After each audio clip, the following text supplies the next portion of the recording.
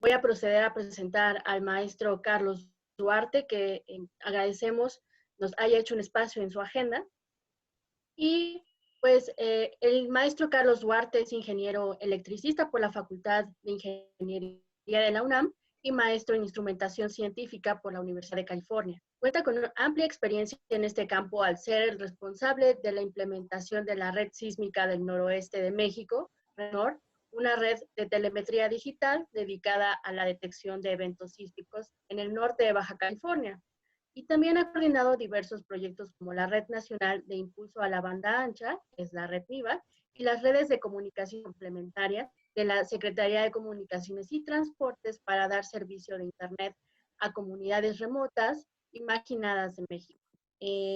Bueno, el maestro también es miembro fundador de la Agencia Espacial Mexicana, y se ha desempeñado como coordinador general de formación de capital humano en el campo espacial, en donde su principal responsabilidad es el desarrollo de programas de formación profesional, así como de divulgación de la ciencia y la tecnología espacial para generar los recursos humanos calificados que necesitamos para desarrollar este sector. Y entre los principales logros y actuales que él ha promovido ha sido la coordinación desde la Agencia Espacial Mexicana para el proyecto Aztec-SAC 1, el primer nanosatélite mexicano lanzado al espacio en diciembre del año pasado y desarrollado en su totalidad por estudiantes y profesores mexicanos.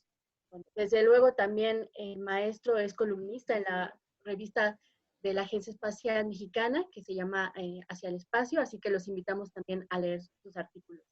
Sin más preámbulo, maestro, le cedo la palabra para que nos dé su presentación. Muchas gracias.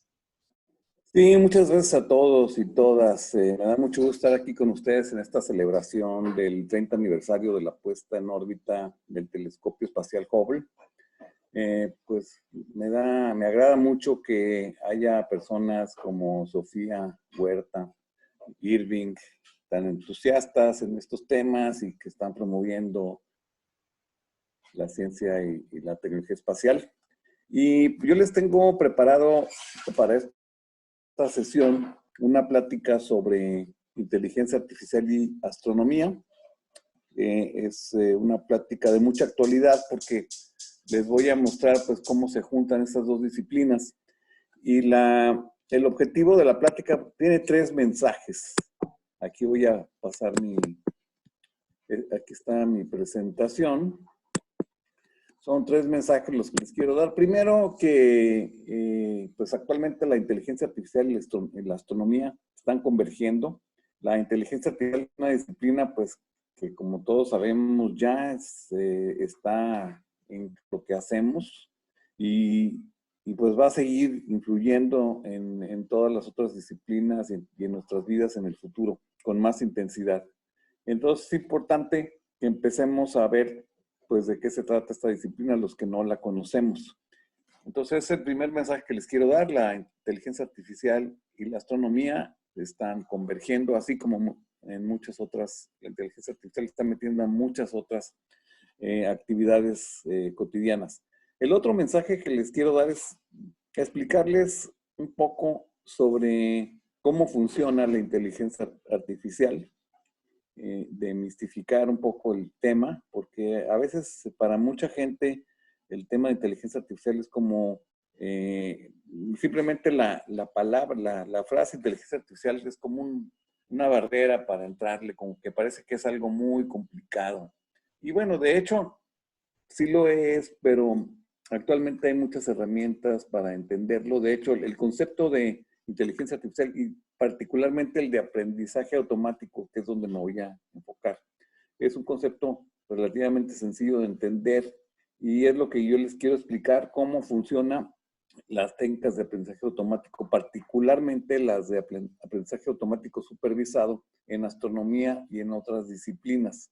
Entonces, ese segundo mensaje tiene como intención de que ustedes entiendan esta disciplina. No es algo difícil de entender. Y el tercer mensaje es invitarlos a que empiecen a estudiar estas técnicas de aprendizaje automático, que las pueden ustedes dominar en un momento dado. Hay mucho material donde estudiar y en realidad para hacer aplicaciones de aprendizaje automático, ahora hay muchas herramientas. Por lo tanto, ustedes pueden empezar a desarrollar sus herramientas de aprendizaje automático casi inmediatamente, porque hay muchas herramientas muy sencillas de usar que están en la red, que están en internet. Y desde luego, si ustedes quieren dar el futuro en el desarrollo de estas técnicas, pues lo pueden hacer. Es un campo muy interesante que pues se puede, hay mucho que hacer todavía, muchas cosas que desarrollar, pero para entrar al campo es bastante sencillo. Entonces, esos son los 3 mensajes que les quiero dar. Y aquí están. Resaltar la importancia de las técnicas de inteligencia artificial en la astronomía, demostrar que estas técnicas están a nuestro alcance e invitarlos a emplear estas técnicas para desarrollar aplicaciones con valor social. Bien, esta es la agenda, lo que voy a ver, la convergencia de la astronomía y la inteligencia artificial. Voy a ver algunas aplicaciones de la inteligencia artificial en la astronomía. Luego vamos a ver cómo funciona la inteligencia artificial en las aplicaciones de astronomía. Particularmente me voy a enfocar al aprendizaje automático supervisado. Después veremos cómo podemos desarrollar estas aplicaciones y después haremos unas conclusiones. Bueno, empezamos con el primer tema. Ustedes saben, la astronomía pues es una de las ciencias o los orígenes de la humanidad. Los seres humanos nos ha impresionado mucho mirar al cielo y pues han hecho observaciones sistemáticas, ¿no?, que nos han permitido pues conocer más acerca de nuestro entorno, dónde estamos, cuál es nuestra posición en el sistema solar, etcétera, etcétera. Entonces, pasión por observar los cielos y llevar un registro sistemático ha seguido a lo largo de los siglos, desde los babilonios, los mayas, hasta la actualidad. Pasó la invención del telescopio. Y entonces hemos recopilado muchos datos. Y la astronomía nos ha permitido, entonces, comprender nuestra posición en el universo y ha sido fundamental para el desarrollo científico y tecnológico. Acuérdense que a partir de la astronomía, por ejemplo, se desarrollan las leyes de Kepler, que pueden predecir la posición de los planetas. Le permitió a nuestros antepasados permitir la precisión de los planetas con mucha exactitud, y de ahí salieron otras leyes como las leyes de Newton, que son una generalización de las leyes de Kepler, que nos han permitido construir toda esta civilización de ciencia y tecnología que disfrutamos actualmente. Entonces la astronomía, a pesar de ser una ciencia que se fija en algo, en objetos que están muy lejanos y que podría parecer que es algo ocioso para nosotros aquí en la Tierra, cuando tenemos otro tipo de problemas, pues la astronomía nos ha permitido desarrollar conocimiento científico que nos permite aplicarlo en muchas otras cosas. Entonces, pues todos sabemos que la astronomía es muy importante. Ahora, la astronomía pues ha cambiado, sobre todo en los últimos tiempos, está cambiando con mucha rapidez. La astronomía cada vez emplea más recursos tecnológicos, desde la invención del telescopio, ahí que fue con Galileo y otras personas, hasta ahora, pues la astronomía está desarrollando a una velocidad impresionante, y eso, pues antes teníamos el astrónomo típico que tiene un telescopio, un telescopio óptico, que observaba él en las noches con sus ojos, hacía anotaciones, digamos que así fueron los orígenes de la astronomía, pero ahora tenemos cuestiones, pues una gran cantidad de telescopios, tanto ópticos como radiotelescopios en tierra, en el espacio, como estos que vemos aquí, como este arreglo de telescopios que se llama el SKA, que quiere decir Square Kilometer Array, que es un conjunto de radiotelescopios de 1 kilómetro cuadrado que se está construyendo actualmente, que pues permitirá escudriñar el universo de maneras como no se han hecho anteriormente.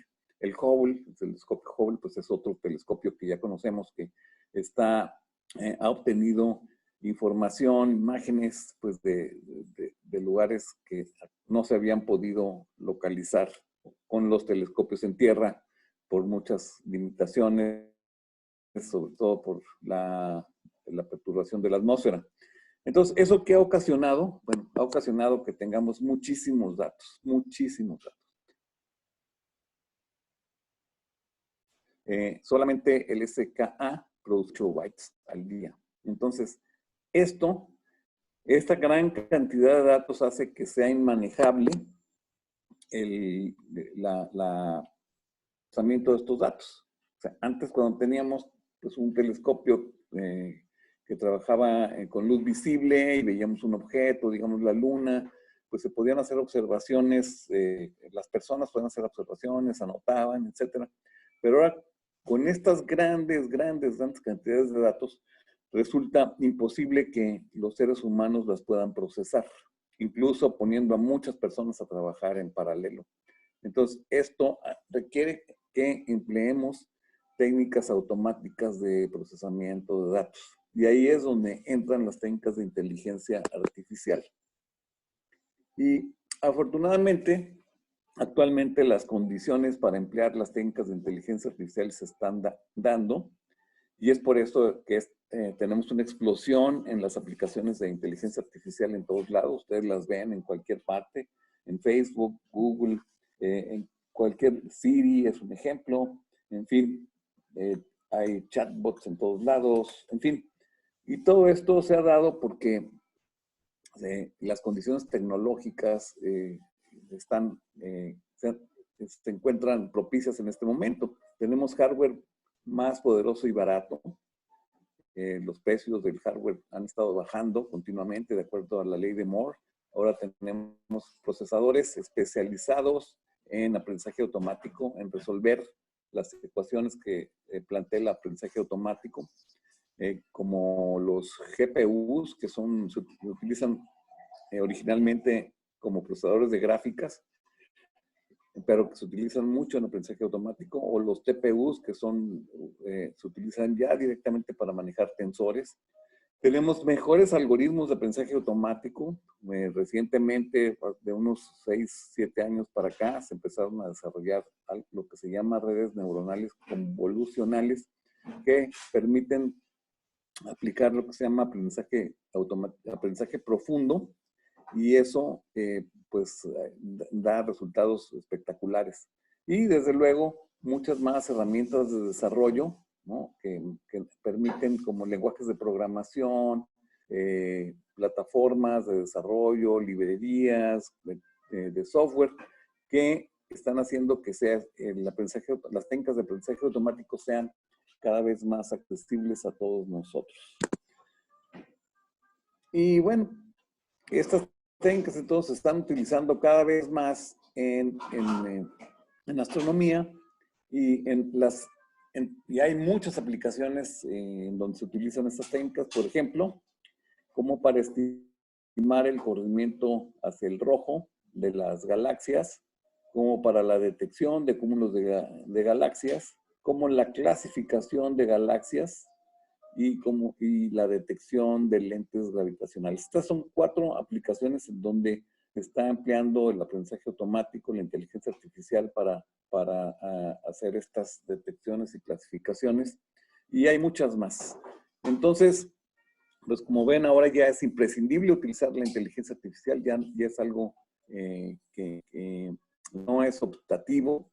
Con la gran cantidad de datos que se están obteniendo de todos estos telescopios espaciales y radiotelescopios, etcétera, no nos queda otra más que utilizar estas técnicas de procesamiento masivo de información.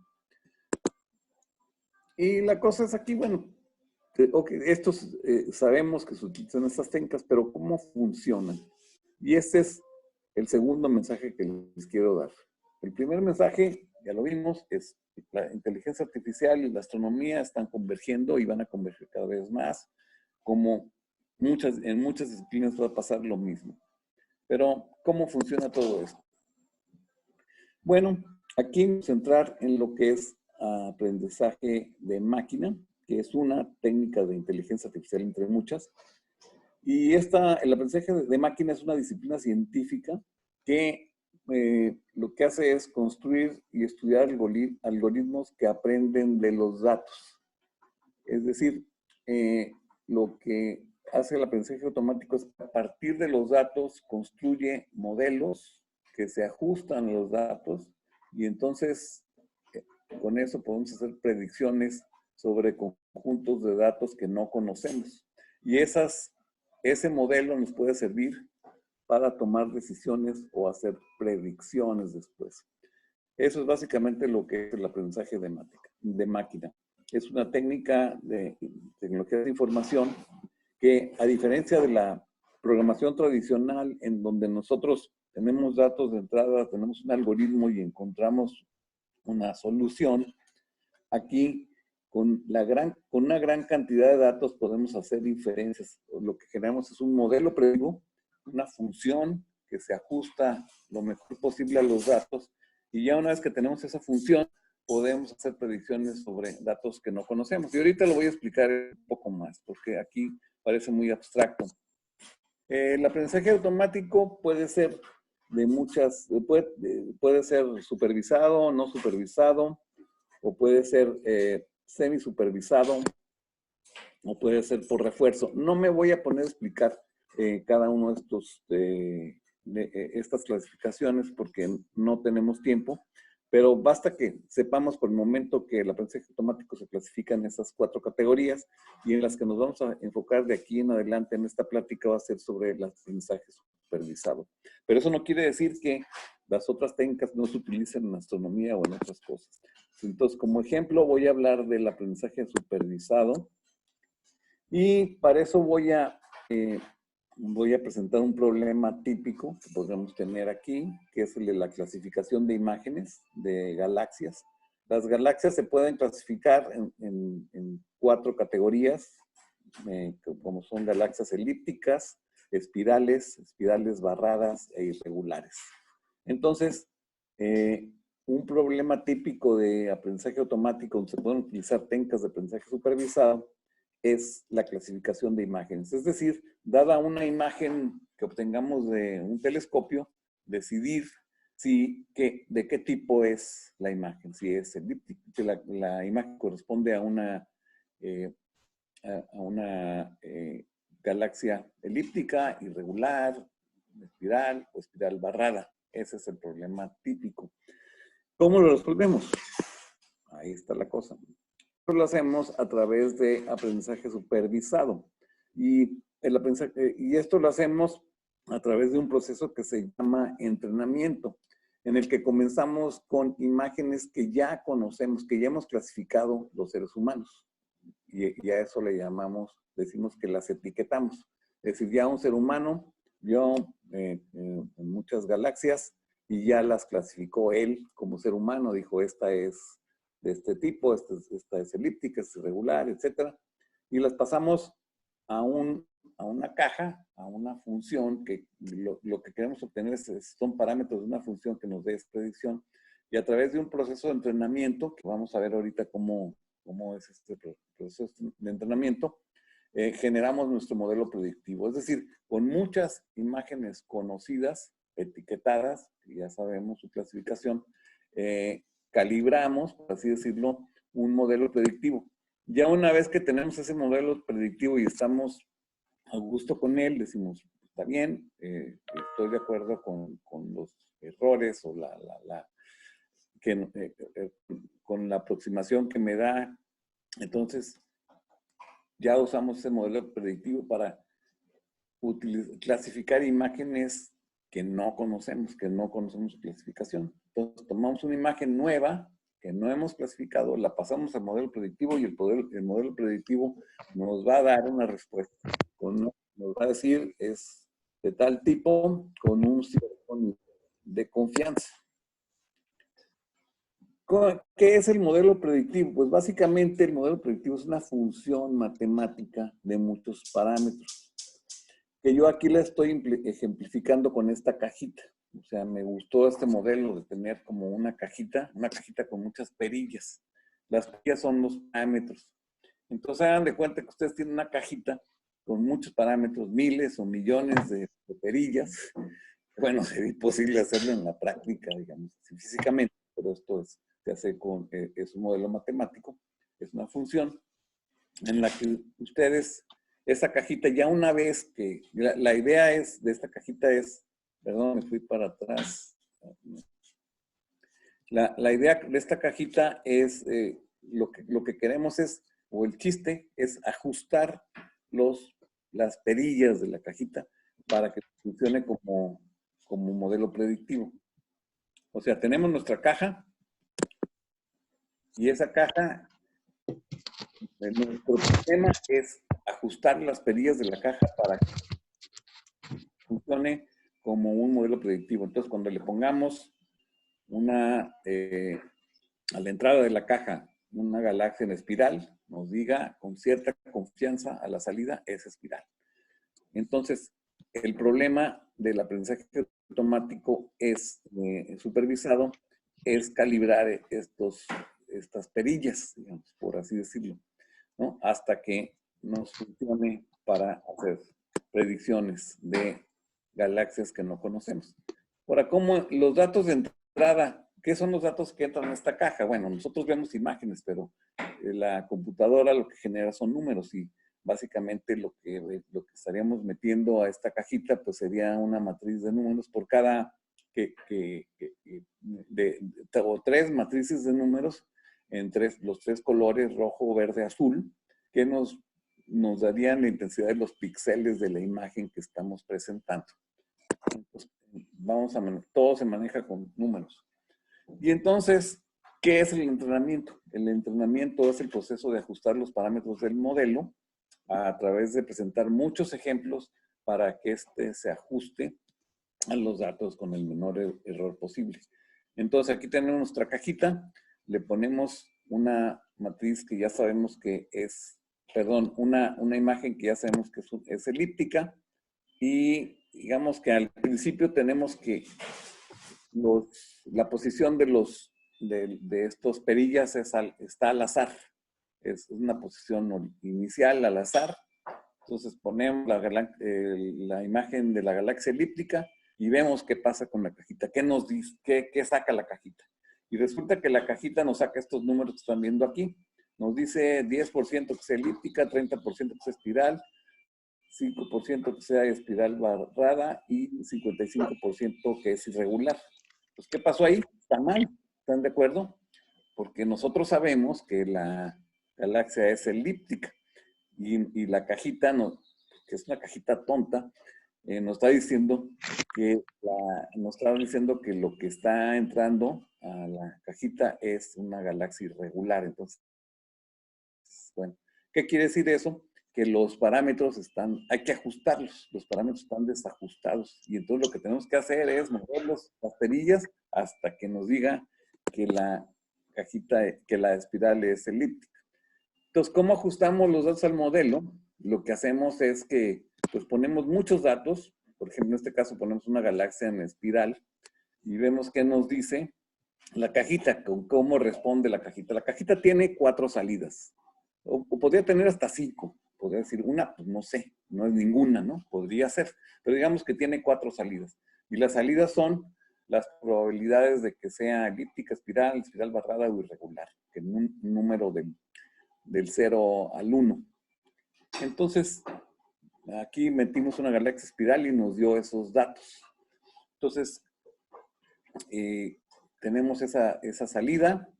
Y lo que nosotros esperaríamos idealmente, si la cajita estuviera súper ajustada, estuviera correcta, su ajuste fuera al 100%, pues esperaríamos que nos dijera con certeza, es una galaxia espiral, y nos pondría un 1 o 100% de probabilidad, y 0 en todo lo demás, ¿no? Eso sería como lo que nosotros esperaríamos.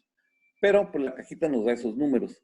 Entonces nosotros lo que hacemos para ajustar los parámetros del modelo es que presentamos una imagen etiquetada, vemos que nos da la cajita y vemos cómo, cuál es la discrepancia de los valores que nos da la cajita con respecto al ideal.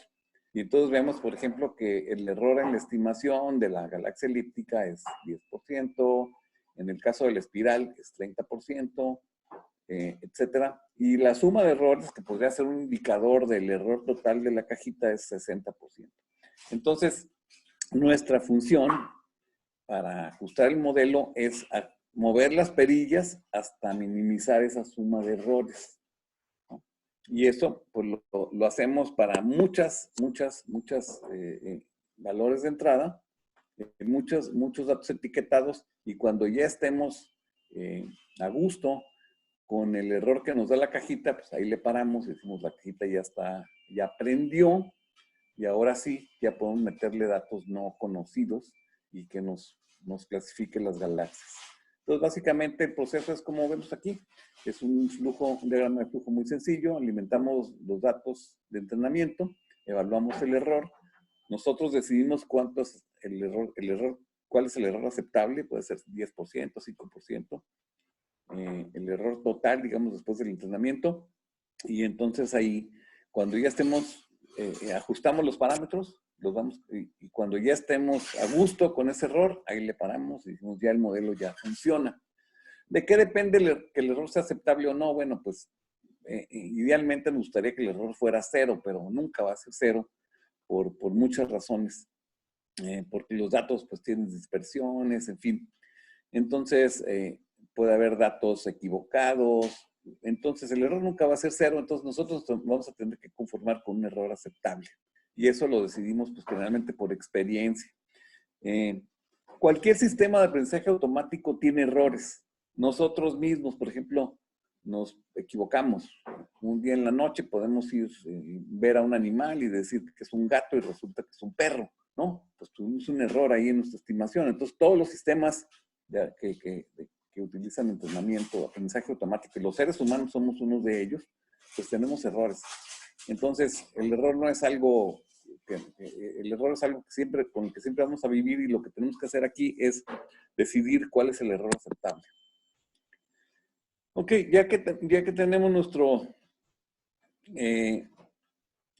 ¿cómo probamos el modelo? Bueno, ya lo que hacemos es poner datos de prueba distintos a los de entrenamiento. Una vez que entrenamos nuestra cajita, decimos, bueno, ya la entrenamos, pero todavía tendríamos que probarla. Y entonces, ¿cómo probamos a la cajita? ¿Cómo probamos el modelo predictivo? Pues ahora tomamos datos distintos a los del entrenamiento, etiquetados, que sabemos cuáles son su clasificación, y los alimentamos a la cajita y a ver qué hace.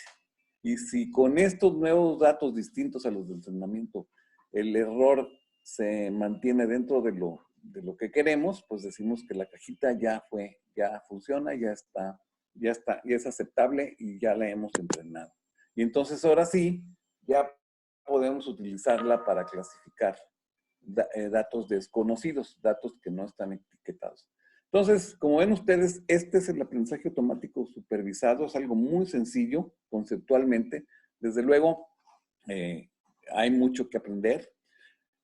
Una de las cosas, ustedes pueden preguntar, bueno, ¿cómo hacemos para ajustar los parámetros, no? Nos ponemos ahí a ver, al azar, a ver hasta cuándo le atinemos. No, hay metodologías para hacer el ajuste de parámetros de tal manera que el ajuste vaya convergiendo conforme metemos más datos. ¿Cuántos datos que tenemos que meter? Bueno, también es otra pregunta. Y hay muchas preguntas que ustedes se van a hacer, que lamentablemente por el tiempo que tenemos para esta plática, pues no las podemos desahogar aquí, pero es fascinante este tema. Y bueno, hay muchos modelos de aprendizaje automático. Aquí les voy a presentar nomás, los voy a enlistar porque tampoco hay tiempo para verlos con detalle. Y van a ver los nombres, como regresión lineal, que es algo que vemos mucho. Es decir, la regresión lineal la vemos en casi todas las carreras, sobre todo en ingenierías. Cuando ustedes hablan de ajuste de mínimos cuadrados, eso es regresión lineal y eso es aprendizaje automático. En realidad, aprendizaje automático supervisado. el ajustar una línea recta a una serie de puntos, eso es aprendizaje automático supervisado. Eso ya lo hacían ustedes desde hace mucho y se viene haciendo desde los años, desde principios del siglo pasado y en eso se basa el aprendizaje automático. Les quiero decir que las técnicas de aprendizaje automático son muy viejas. Lo que pasa es que no se habían utilizado como se utilizan ahora porque no existían las condiciones, no existía el hardware, en fin, los algoritmos, la rapidez, la velocidad, el costo de las máquinas, en fin. Pero las técnicas son muy viejas. Y bueno, tenemos otra cosa que se llama máquinas vectoriales de soporte, tenemos otra cosa que se llama redes neuronales y otra cosa que se llama redes neuronales convolucionales. Estos son algunos de los modelos de aprendizaje automático, modelos predictivos. Y bueno, pasamos a la tercera pregunta, la tercera cuestión que les quiero comentar. La segunda ya fue, pues, cómo funciona el aprendizaje automático supervisado. Ya ven que no es difícil, conceptualmente es algo muy sencillo de entender. Y ahora pasamos a la tercera. ¿Lo podría yo hacer? Y la respuesta es que, pues desde luego que sí. O sea, desde luego que sí. Esas técnicas están accesibles a todos ustedes porque hay muchísima información en Internet, mucha información en Internet.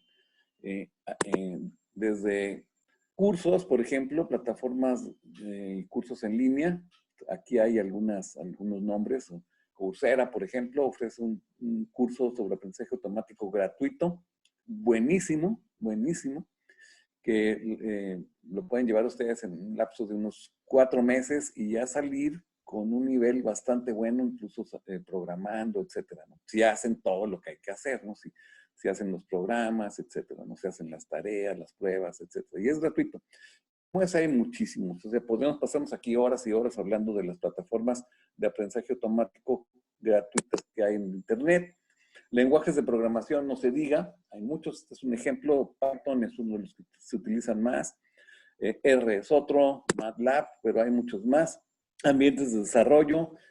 Anaconda es un ambiente de desarrollo gratuito que tiene muchísimas herramientas para desarrollar sus programas. En fin, Scikit es otro, muchísimos más. Los cuadernos colaborativos de Google. Repositorios de programas y control de versiones, que es GitHub, que los que saben de programación, pues saben qué es esto. Es una herramienta ya indispensable para colaborar entre programadores y para controlar las versiones de los programas, sobre todo. Bibliotecas con rutinas que ustedes necesitan para aprendizaje automático, como Keras. Esto quiere decir que ya no tienen que ustedes hacer desde cero todas las rutinas que se requieren para aprendizaje automático. Hay muchas rutinas que ya están hechas y ya están optimizadas, entonces no las tienen que construir ustedes desde cero por las piedritas, sino que simplemente las meten en sus programas, las invocan como una rutina y hacen su programación. TensorFlow, que es también una biblioteca impresionante de aprendizaje automático que desarrolló Google para uso propio y ya la puso a disposición del público. ¿Cuál otra? Y bueno, hay mucho más, muchísimo más. Entonces, con esto les demuestro que todos ustedes que están en esta videoconferencia podrían convertirse en expertos en aprendizaje automático si se lo proponen. Todo lo pueden aprender por ustedes mismos. Y por lo tanto, bueno, pues si quieren seguir desarrollando estas técnicas, pues tienen que estudiar, si quieren profundizar, hay que estudiar cosas como programación, álgebra lineal, probabilidad y estadística, que son como los pilares del aprendizaje automático. Sí, hay toda una serie de fundamentos matemáticos, cálculos, se requiere algo de cálculo, sobre todo para entender los conceptos. Ya a la hora de optimizar las funciones, de encontrar cómo, sobre todo el problema del aprendizaje automático es supervisado, es cómo ajustar las perillitas. Eso no se hace al azar, sino se hace por métodos matemáticos de optimización, que no voy a ver aquí, sería muy bueno verlo en otra ocasión, pero, y eso ya es donde van a requerir ustedes de algunas técnicas matemáticas. Y así que, pues, con esto concluyo. Las técnicas de aprendizaje automático son cada vez más comunes. Ustedes las ven en todos lados, no nada más en astronomía. Ahorita con la pandemia que tenemos, esta contingencia del COVID-19, el aprendizaje automático se está utilizando para muchas cosas, para epidemiología, y se utiliza en muchas cosas y se va a seguir utilizando, sin duda, sin duda. Y eso pues nos presenta una oportunidad, pero también un reto, porque las máquinas eventualmente reemplazarán muchos empleos que existen ahora, que son repetitivos, y entonces el reto que tenemos nosotros es aprender estas técnicas para pues no quedarnos ser obsoletos, ¿no? Porque se van a crear otros nuevos, otros empleos nuevos, y entonces pues desarrollar aplicaciones que vienen en el futuro. Y me parece que con esto concluyo, así que pues pónganse las pilas, jóvenes, a desarrollar sus propias aplicaciones. Muchas gracias a todos. Pues muchísimas gracias, maestro. Es muy interesante también saber que las aplicaciones de inteligencia artificial para el sector espacial se pueden utilizar aquí en cualquier aplicación de nuestra vida diaria para justamente, pues con base en nuestro comportamiento como consumidores, incluso poder ofrecernos un producto que nosotros buscábamos. Entonces es una manera también de involucrarnos en este sector espacial. Y bueno, chicos, ahora vamos a dar pie a la sesión de preguntas y respuestas, en donde aquí nuestra colaboradora y también una de las organizadoras nos pregunta cuál sería el, no sé, ¿te refieres al IDE que facilita el análisis de los sets de imágenes?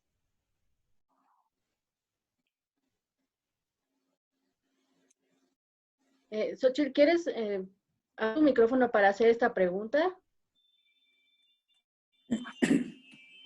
En cuanto al análisis de imágenes, ¿cuál sería el ambiente o cuál sería la recomendación del conjunto de herramientas que se podrían implementar?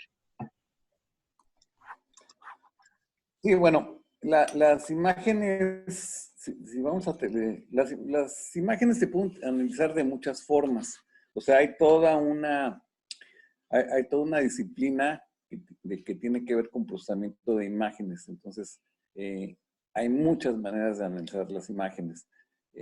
Sin embargo, en el contexto del aprendizaje automático, de la inteligencia artificial, pues una de las cosas que se hacen es la clasificación. Y aquí, pues la clasificación la hacemos por medio de las técnicas que ya hablamos, como el aprendizaje automático supervisado, en donde se le dan a un programa o a un algoritmo, un modelo predictivo, imágenes ya conocidas para que decida,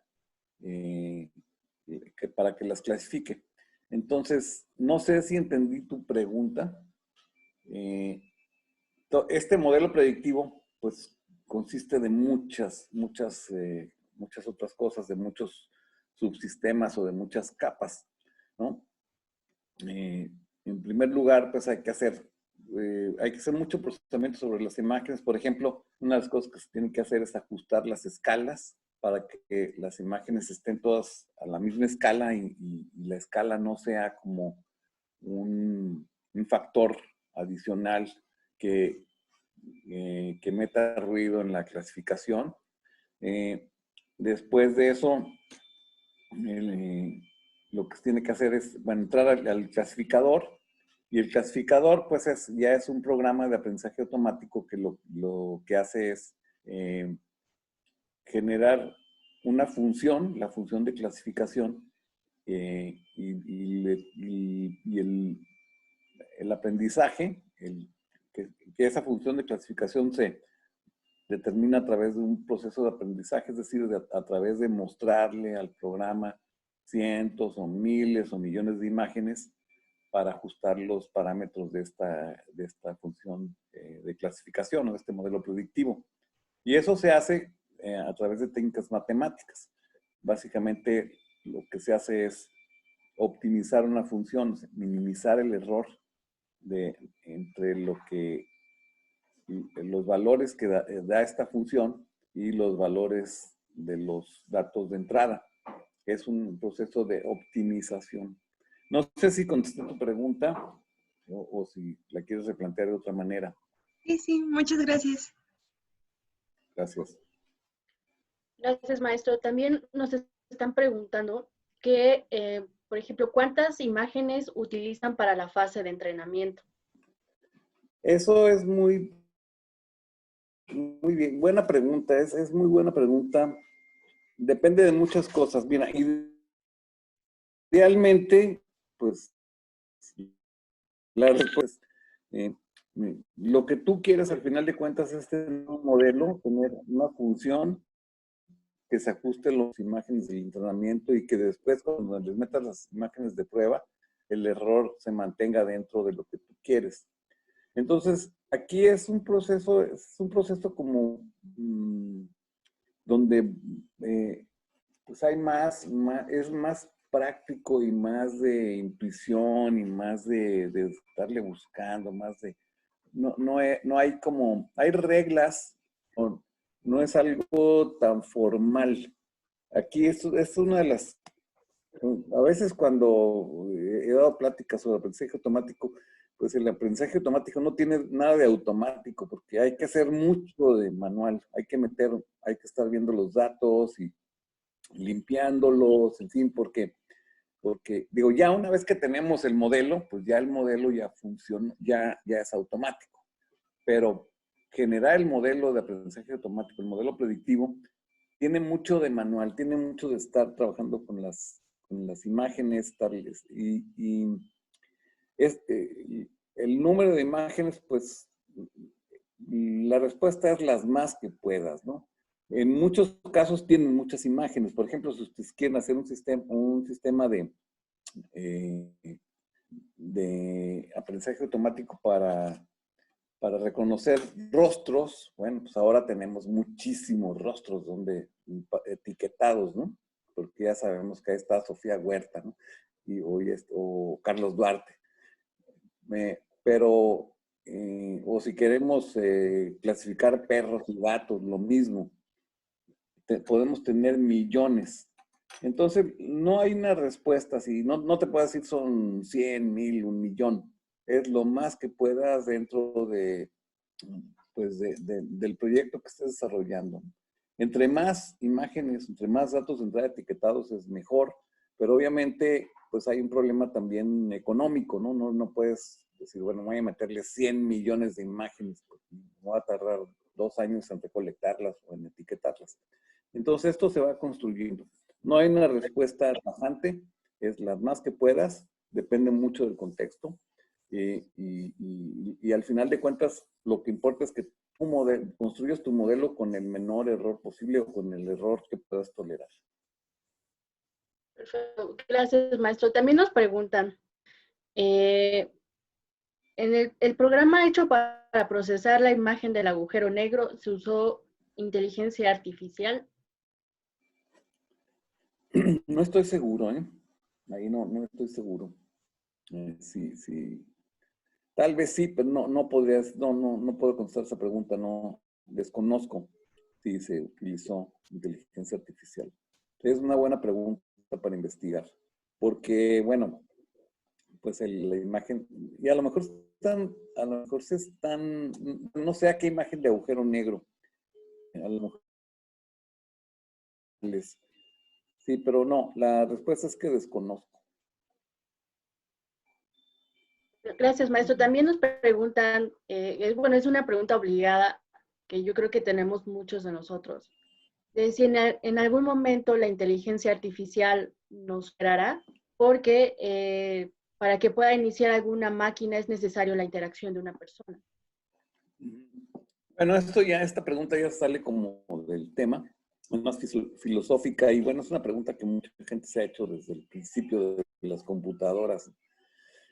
Pues yo creo que si la inteligencia artificial va a llegar, o sea, si me preguntan a mí, mi opinión personal, yo pienso que sí va a haber máquinas más inteligentes que el hombre, definitivamente, porque pues un hombre está limitado a su cerebro, ¿no? Y el cerebro pues tiene un número limitado de neuronas, son muchas y lo que tú quieras, pero está limitado a un volumen, a una masa, y una máquina, pues puedes tú imaginar que puede ser una computadora del tamaño de la luna, ¿no? Digamos, por exagerar, ¿no? Y entonces, pues quién sabe qué capacidad de procesamiento tenga esa cosa, ¿no? Yo creo que ya nos estamos aproximando. Por ahí hay un punto que se llama la singularidad, se le llama la singularidad. Se dice que se originarán máquinas más inteligentes que el hombre y por ahí se pone la fecha de 2025. En fin, pero yo sí creo que va a haber máquinas más inteligentes que el hombre porque pues la capacidad se puede ir aumentando, aumentando, aumentando. Y un cerebro, pues no, el cerebro, ya nacimos con un cerebro y hasta ahí llegamos. Y la otra cosa es, ahora, si eso nos va a dominar o no, eso no lo sé. Pero pues el hombre siempre ha hecho máquinas más poderosas que él y hasta ahora no lo han dominado, ¿no? Hacemos locomotoras, aviones, ¿no? Cosas gigantes con mucha fuerza y no nos han dominado. En el caso de las máquinas inteligentes, pues no sé qué vaya a pasar. Hay mucha especulación. Hay gente que dice que va a haber que en el futuro las máquinas se van a conectar a las personas y que entonces vamos a tener seres humanos que van a tener ampliaciones de sus cerebros y que van a ser superiores y que van a dominar a los que no. Hay todo un tema que, bueno, muy bonito, pero se sale un poco del tema de la plática y el tiempo pues es muy limitado.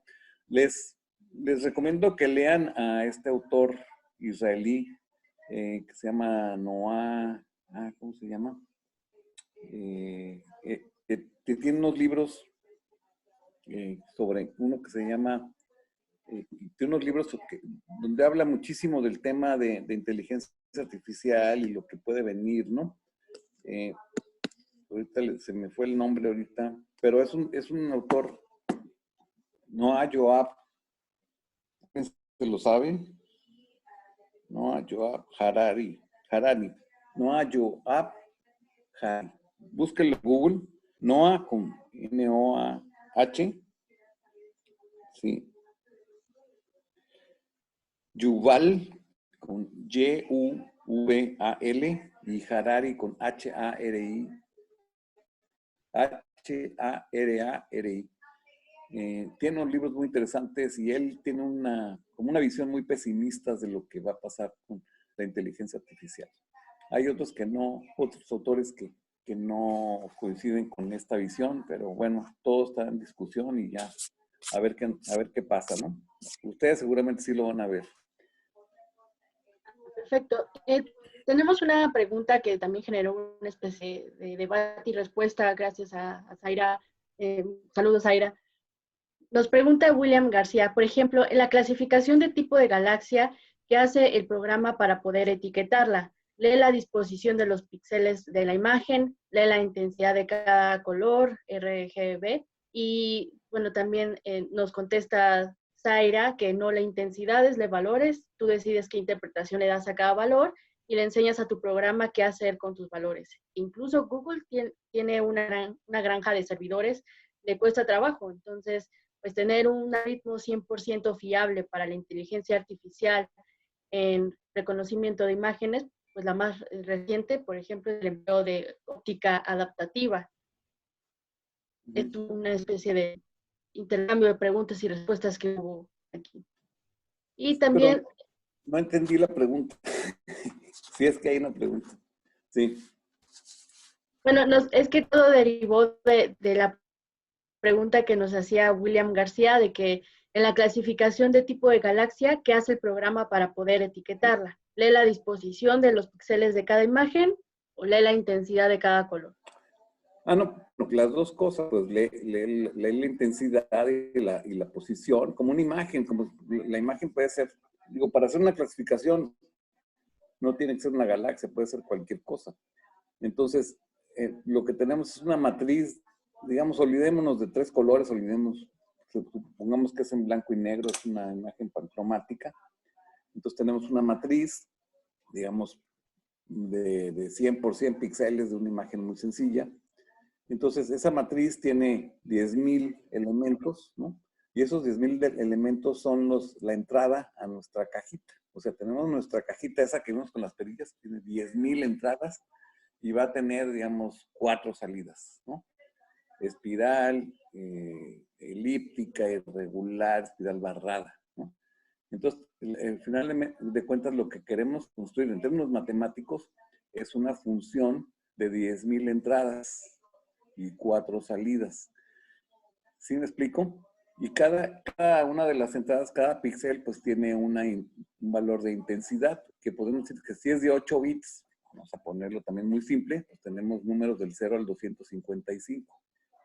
Entonces, en términos matemáticos, lo que tendríamos sería una función de 10,000 entradas. Acuérdense, lo que tenemos es una cajita, una imagen de 100 por 100 píxeles. Estamos simplificando las cosas con números muy pequeños, ¿no? Pero se puede extender a lo que ustedes quieran, ¿no? Entonces, la cajita, esta cajita con sus perillas, tiene 10,000 entradas.